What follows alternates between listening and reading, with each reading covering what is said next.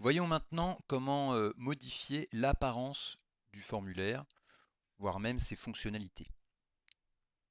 Jusqu'à présent, on était en mode formulaire pour saisir dans le formulaire et alimenter la table.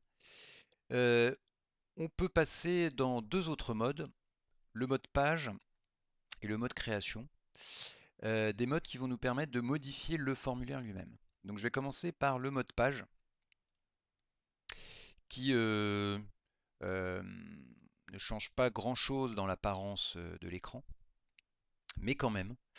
D'une part, vous constaterez que maintenant vous ne pouvez plus saisir dans les zones. Par contre, vous pouvez les sélectionner. Vous pouvez toujours naviguer parmi les enregistrements. Et vous avez maintenant à disposition trois onglets dans Outils de présentation de formulaire qui vont vous permettre, dans l'onglet Création, de changer le thème, les couleurs, la police, d'ajouter des contrôles, on verra ça tout à l'heure, un logo, un titre, etc. Vous avez d'organiser des choses dont je reparlerai un peu plus tard, mais qui permettent d'agir sur la façon dont sont disposés les éléments dans le formulaire, les éléments d'interface. Et puis format qui permet de modifier la mise en forme, vous voyez par exemple la police, des éléments du formulaire. Ok, alors déjà, le mode page, quel est son objectif, son utilisation?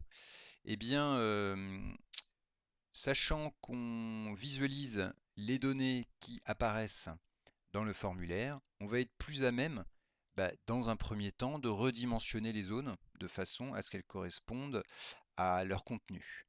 On va pouvoir aussi déplacer les zones, on va pouvoir aussi les remettre en forme. Et puis, il y a plein d'autres choses qu'on peut faire, mais je vous laisserai découvrir ça par vous-même. Alors, prenons un exemple. Ici, je souhaite que la zone courriel soit plus grande. Il suffit que je clique dessus. Donc, vous voyez qu'une bordure orange apparaît. Quand je me mets sur la bordure, une double flèche de direction apparaît. Et puis, je peux tirer pour agrandir la zone. Je peux faire la même chose pour ID User et plutôt là, la réduire. Vous voyez, un usage très simple. Ce qu'on peut faire aussi, c'est déplacer des éléments.